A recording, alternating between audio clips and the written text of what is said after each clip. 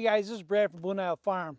I want to kind of show you really quick on this video today what happens when you have hay that's stacked in a tripod during inclement weather, whether it's snow, rain, or melt, and what happens to your bales.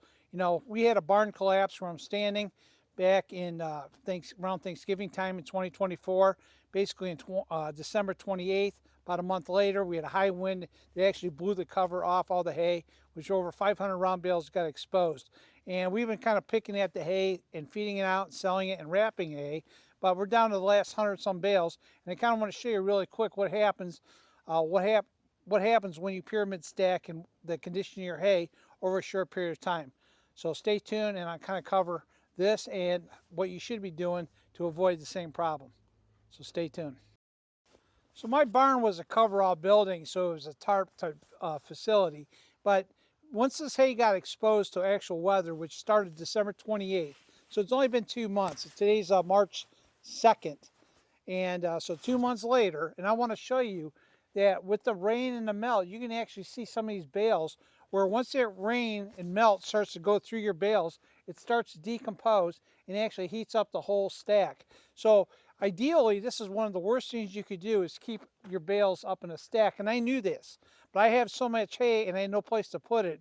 You know, we've been rifling through it and I was hoping that it was still good. So today we actually made a bunch of room and we started going through the stack. And I was really kind of amazed some of these bales, how hot they actually were just on the outside. Now the core itself is actually good, but you probably got about 2 to 3 inches of waste around each bale, and it's because it was set up this way. And I highly suggest if you ever be in this position where your hay is actually uncovered, you're way better off to actually take it and put it down on the ground and keep it in a row. You know, even if you have gaps between your bales or you have them tight, then they do this, because this is a quick and fast way to get more breakdown and more heat and damage your bales quicker by doing this type of stacking. And I knew this and I tried not to do it this way, but we were getting down to the final wire and I've been pulling these bales off, and I'm hoping some of them are still covered. But I'm going to show you some of the bales, what they actually look like because they came off. But they were so hot and they were smoking, I'm kind of glad I did so, because I feed horses and I know a lot of cow guys don't really care, but I do care, and I kind of want to feed my animals the best hay even if I had cattle. So, you know, we're going to actually kind of get rid of the waste, and I'm trying to get everything exposed now to some air so it'll dry out. And I'm not really too worried about this. But let me show you some of the bales, what they actually look like, and you can actually see how hot they were. And you can see the mold that's actually taking place as the bales and the moisture actually crept down. So all these bales got exposed. Now we're right up against the tarp, and I'm hoping that I have a little bit of protection for the next few days. But like I say, it's just something that you have to deal with. And you know, you're better off to get those bales down on the ground and just getting one side at, say, the bottom exposed to the weather, because this way you're actually just damaging your hay very quickly, and it degrades it, and it's not worth doing it this method. But obviously, when you have a barn collapse, you're not set up for this. So the best thing to do is actually keep your bales in a row, going north to south, and it'll avoid you a lot of problems versus keep them in a stack. So I know this all looks sloppy, but those bales are actually sitting right now on skids. And this is like the corner of my barn that was left. And so pardon me for the mess. But anyway, you can see going down the line, not only is the circumference of the bale a little damaged, but also some of the ends. And that's because they were sitting and getting, you know, attacked by the weather, you know, and that weather just kept coming down. So these are the worst of the bales. And it's not that it's the end of the world, but it's a lot more damage than I really want to see.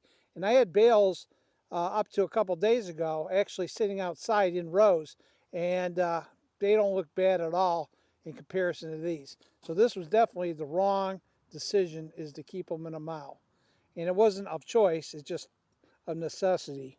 But I suggest if you have a choice to move them, I suggest you put them in rows and you run them that way, and you won't have this problem. So that's my take on that. So this is actually my wood chip pile, and you can actually see that all these bales that I took out of the mound, there's probably like 30 or 40 of them sitting in here, are are actually sitting on top of wood chips. And what's nice about it is at least the wood chips, the moisture would actually drain.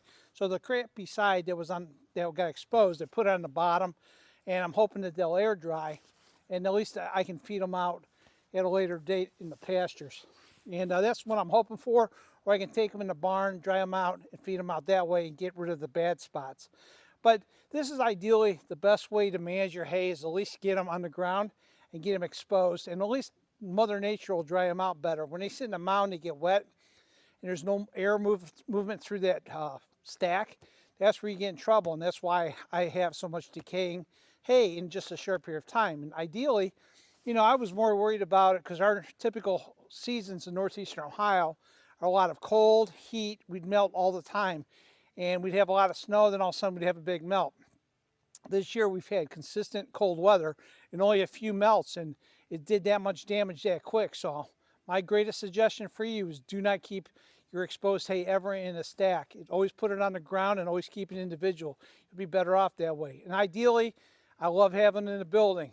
This year, with that building collapse, has been a huge detriment to my hay operation. And all I can tell you is that you never want to go through one of these situations, because I've lost a lot of money and a lot of hard work all year because of that. And I don't want to go through it again. You know, we wrapped bales when that building first came down, and I'm hoping those bales are still good. We haven't even broken into some of those yet, but I'm hoping I can use them. And I haven't rebaled hay since one time since the building came down, and I don't see doing it until the weather changes, because it's impossible to do in bad weather. So that's really my quick take on this. I just want to kind of pass on the information to you guys and show you physically what it looks like and how much damage is done. And it's bad.